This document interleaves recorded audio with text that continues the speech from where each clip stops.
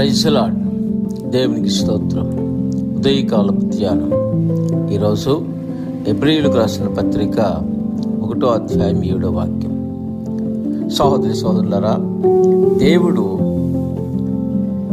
అక్కడ తన పరిచర్యని జరిగిస్తూ ఈ రెండవ రాకడ కోసం ఆత్మల్ని సిద్ధపరుస్తున్న విధానం అద్భుతంగా ఉంటుంది.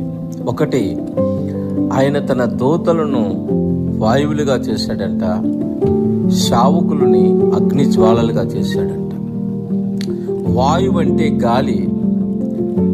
దూతని వాయువుగా ఎందుకు చేశాడంటే, దూత ఏ క్షణమైనా ఎక్కడికైనా వెళ్ళవలసి వస్తుంది.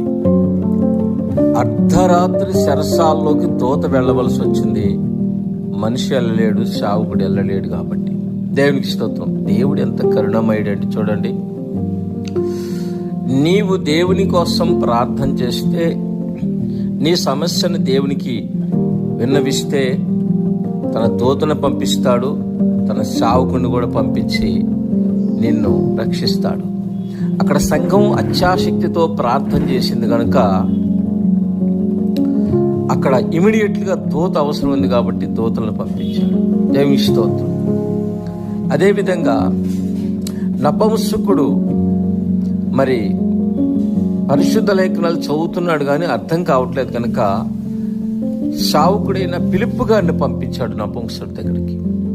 ఇట్లా చూసుకుంటే గొర్రెల కాపరుల దగ్గరికి దూతను పంపించాడు.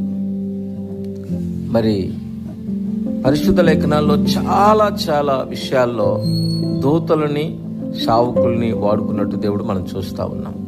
ఈ ఇద్దరిని వాడుకొని మనల్ని దేవుడు సిద్ధపరుస్తాడు. ఎంత ప్రేమమయుడు. దేవునికి స్తోత్రం. దూత సమాచారం తీసుకొస్తాడు. శావకుడు వాక్యాన్ని ప్రకటిస్తున్నప్పుడు అగ్ని జ్వాల, అది అగ్నిలాగా పనిచేస్తుంది. మరి నీవు నీ సమస్యని దేవునికి చెప్పుకుంటున్నావా? దేవుని కోసం కనిపెట్టుకుంటున్నావా?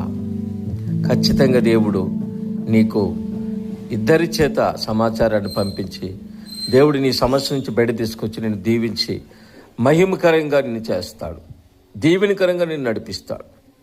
దేవునికి మహిమ కలుగును గాక. ఆమేన్.